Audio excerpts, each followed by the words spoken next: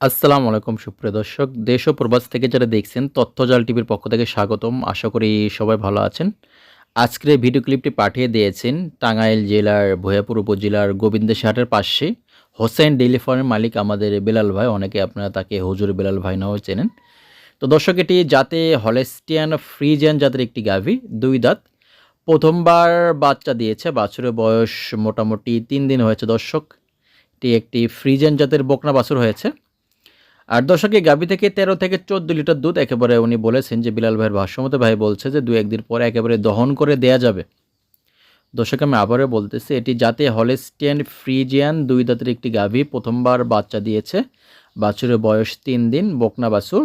এবং এই গাভী থেকে মোটামুটি ১৩ থেকে ১৪ লিটার দুধ আশা করা যায় এবং দর্শক ২-১ দিন পরে একেবারে দহন করে দেয়া যাবে আর কি, কোনো সমস্যা নেই।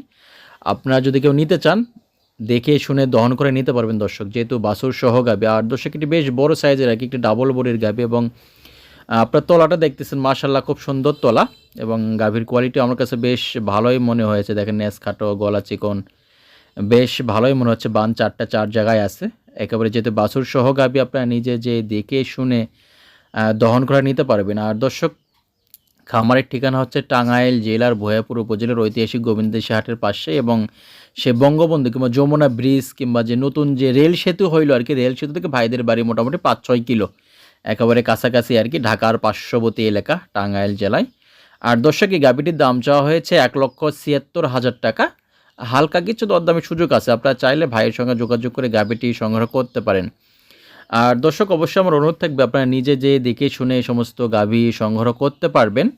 আর দর্শক, আমরা প্রতিনিয়ত এরকম সুন্দর সুন্দর ভিডিও দিয়ে থাকি। আপনারা এরকম সুন্দর সুন্দর ভিডিও পেতে তথ্যজাল টিভির সঙ্গেই থাকুন। ধন্যবাদ সবাইকে।